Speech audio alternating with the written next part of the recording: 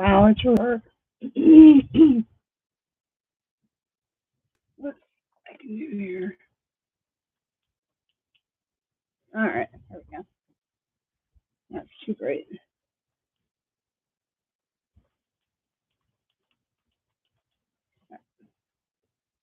Will that work? My lighting setup is horrible, but I don't care. I'm doing it late at night and in the dark. So, Sunday evening.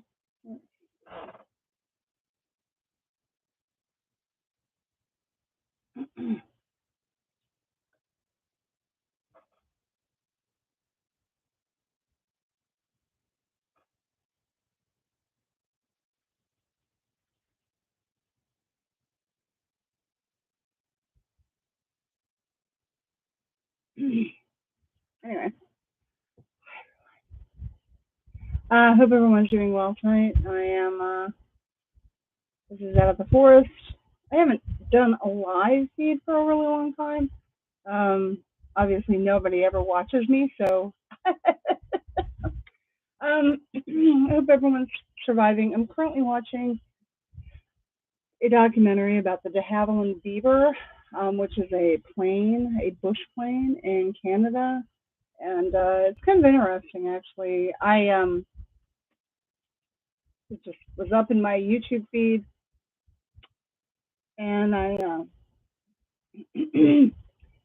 thought that it would be kind of interesting to watch. Um, I saw Harrison Ford, and he's interviewed in this, so it's I was like, oh yeah, I gotta watch Harrison Ford, right?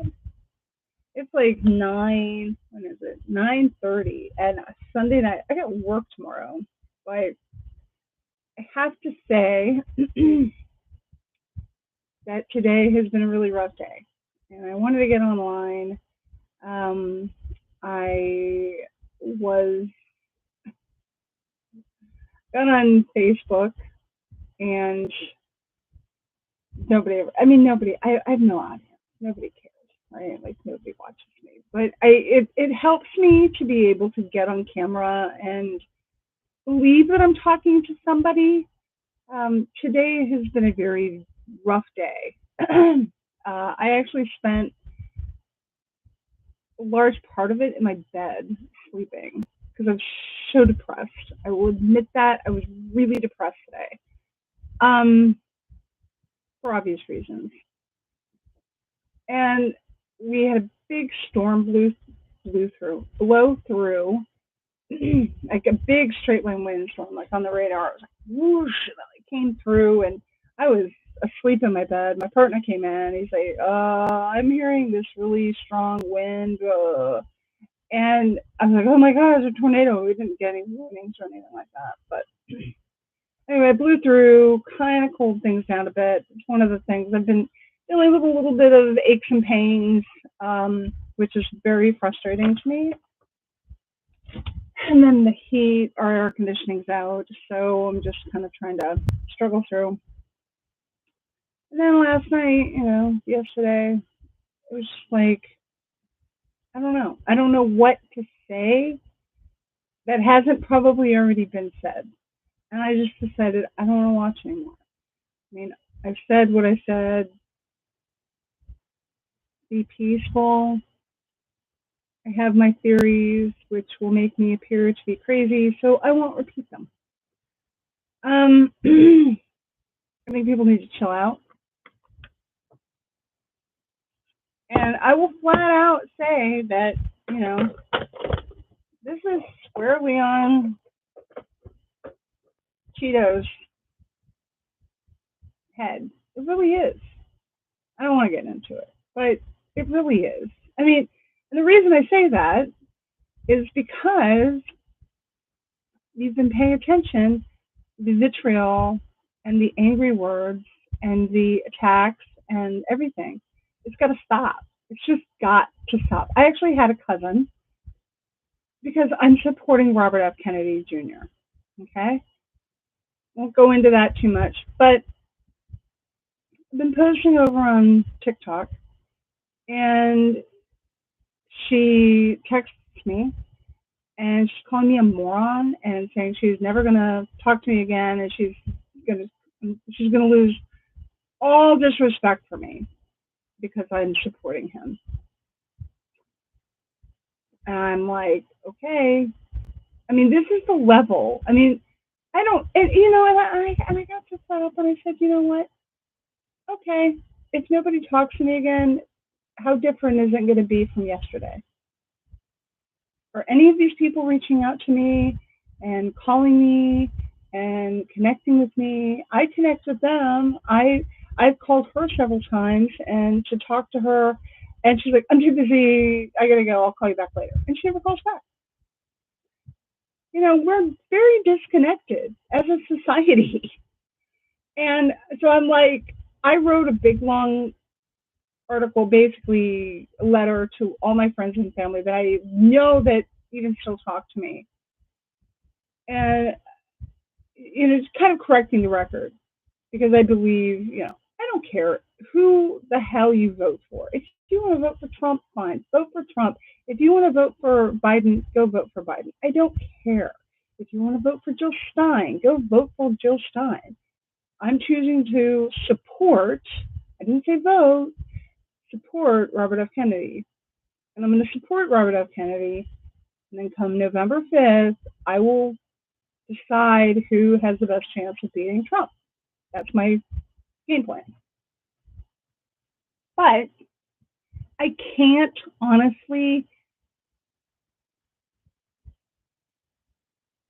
support and actively campaign for somebody I don't earnestly believe in, which I don't with Biden. I'm not saying he's a horrible, horrible person.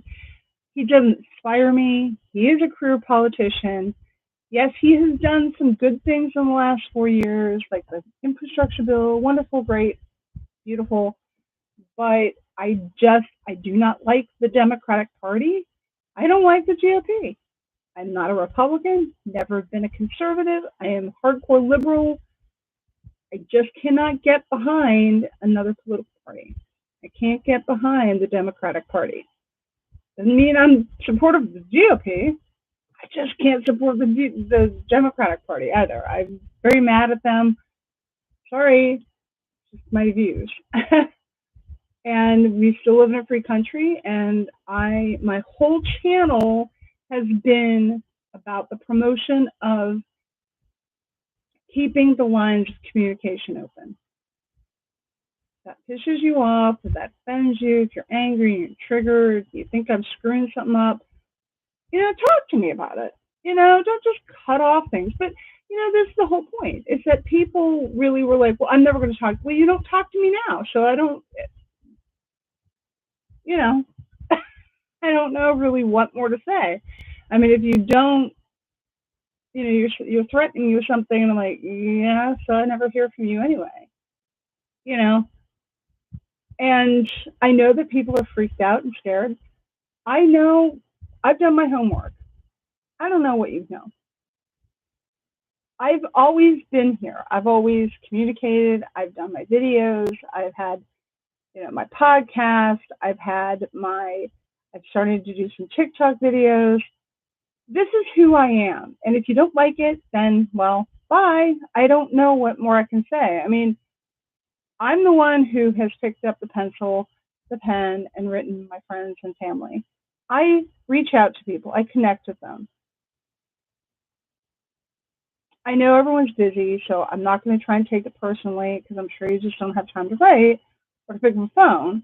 But don't sit there and say, well, I'm never going to talk to you again if you support Robert F. Kennedy. I'm like, really? That's your position? Okay, well, I don't talk to you now. I don't, and people are like, well, it's personal and, it's my own personal decision or you're screwing us over. And I'm like, I don't believe we are. And I believe I have valid reasons as to my argument. But anyway, I mean, I reshare a lot of really good content. I don't think anybody watches it. I think people have written me off anyway. Okay, I'm 56 years old. I really don't care anymore. Yes, I'm sad that I lost a lot of friends and family. Okay, I don't know really what more to say. I can't morally and ethically change my views and my belief systems because I'm afraid that I'm going to lose a friend or family member. When I barely talk to anybody like that now. I mean, I'm not going to conform and to be a conformist and to try and be liked. And yes, this stuff is critically important. I mean, don't treat me like I'm stupid. I know, I understand. I don't think people really, because people don't talk to me, and so they don't understand what I know. They won't talk to me. But anyway, move on. So yeah, so the incident that happened yesterday, I have stated, be kind, folks, but it really, I have my suspicions. I mean, allegedly the guy was a Republican. He was showing as a registered Republican, but I will admit that yes, I mean that could have been faked. You know, I think there's a lot of things at play. I don't know. We'll find out. We'll find out how they spin things. I will say, at the face of it, I think it looks completely staged. Okay, it looks utterly staged. And by staged, yes, I understand. People actually were shot and died. Okay, that's not what I am implying, that it was all faked or it was all Hollywood. I'm not saying that. I'm saying it was staged. And at the very least, someone obviously took advantage of the situation and knew this was an opportunity to be the hero, right? And all this violence is squarely on their shoulders. It's squarely on their shoulders. I mean, you can listen to the rhetoric. I'm not going to sit here and defend Biden. I'm not here to carry Biden's water. I will say this about Biden: he acted very presidential. He was very gracious and very kind, and he spoke up and denounced the violence and denounced the situation, and he called Trump. Now, honestly, if the situation had been reversed, do you really, really believe that Trump would have called Biden, that Trump would have denounced the violence? Really, really take a good look at that, because I don't think he would. you know, so it's very unfortunate, you know, because all along, who has been screaming out? I mean, you can deny it, but who has been the more violent of the two? I mean, it's on the record. So, and Trump will be fine. I am sorry that an innocent bystander died. Whoever the shooter was, I guess that narrative will be shaped out over the next week or so.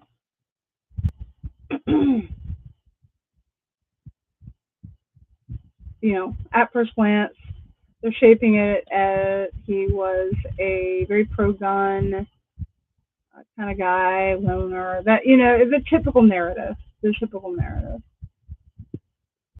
And I don't know, but anyway. So make sure. A little too hot for me to video tonight, but I wanted to go on because my timing is all off. I think I'm going to go back and watch my de Havilland Beaver. What's the name of that thing? It's an actual plane. It's a bush plane that was built in the 40s in Toronto. I just watched a movie with Liam Neeson, and it had what's her face from Downton Abbey, and it was about basically Liam Neeson played a air marshal. He gets on the plane, and there's this big plot, and they're trying to frame him, and so. But it was like, it was good. It was a good action. It was a good action drama. I needed to kind of.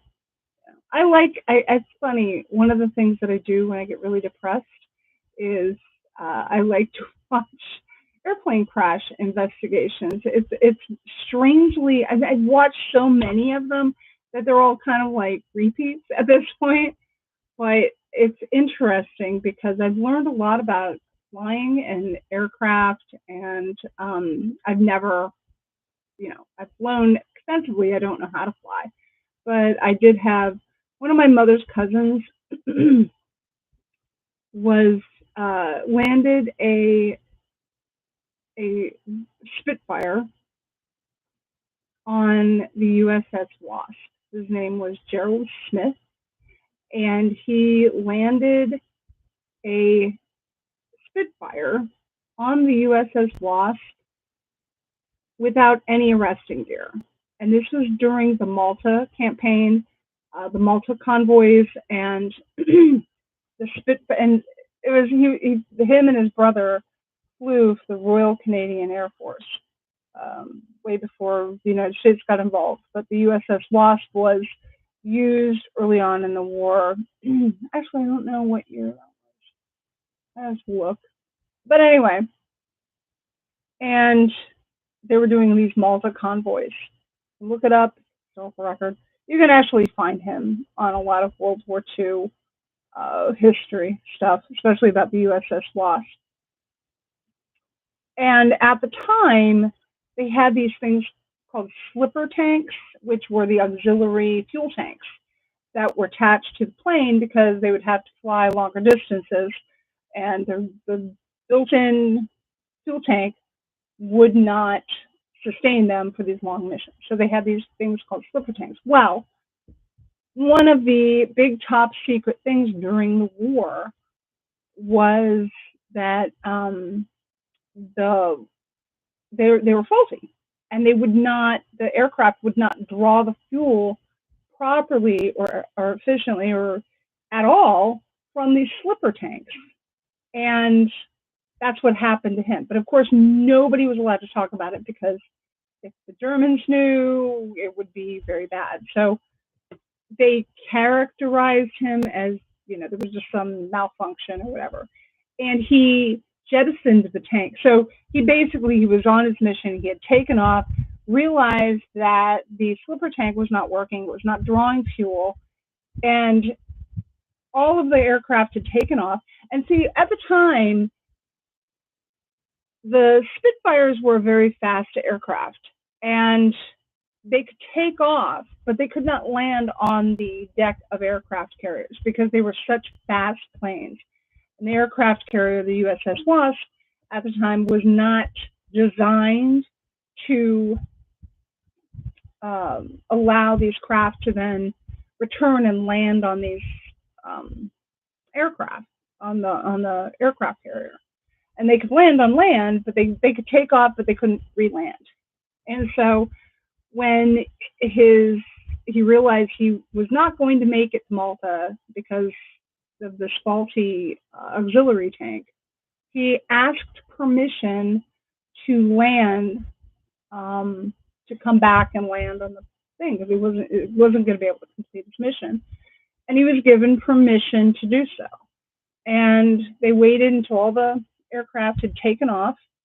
He comes around. I think he had to make 2 turns. One of the last flights that took off actually crashed into the ocean. It was lost. I mean, this is like the level of, stress and everything. And he was like 20, 21 years old. When he was flying, he was incredible, right? He comes back around, and he had to do 2 turns. and he landed, and they called it a one-wire landing, but he did not have any arresting gear. He landed like within feet of the end of the deck. Okay. And I mean, he got all these accolades, was written up in all these magazines and newspapers for incredible feat of flying. And got, wing, I mean, the whole 9 yards. And so, yeah, I mean, you can read about him. He's kind of interesting. But anyway, so I grew up kind of knowing about this. So I'm kind of, and unfortunately, his brother, who ended up also being flying Spitfires, he was a couple of years younger. They both were in the war, and he ended up being a flying ace and shot down a lot of Germans and all that other kind of stuff, and had an illustrious career. But his older brother, Gerald Smith, ended up shortly thereafter going missing in action over Malta, and he was only like 21 years old, 21, 22. So, but I grew up knowing, and I still talk to his sister, who is his younger sister. But yeah, I mean, so I kind of have this really interesting fascination with planes and aircraft, and so I don't know. It's very fascinating to me. So I'm gonna go back and watch this, even though I've only got like 45 minutes before I gotta go to bed. Anyway, I just want to get on here. So, just being nice to people. Like, be nice. Like, we need to be kinder. We need to talk to each other. And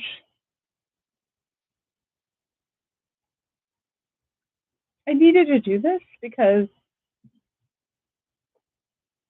being depressed is not going to help us. So I'm glad I kind of got up out of my funk and got on here. And, I don't know. I don't know what I'm going to do with my podcast because they changed everything. Everyone changes everything. And then I'm like, I have to relearn how to do everything. I'm too old. I know they say you can't teach an old dog new tricks or whatever they call it. I didn't get anything done this week. And I'm just, I'm trying to get through, get on Reddit.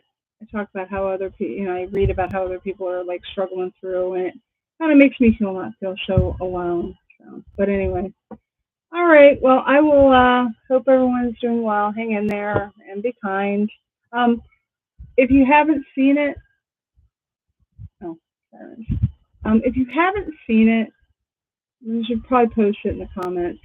Go watch the free hugs video by Sick Puppies.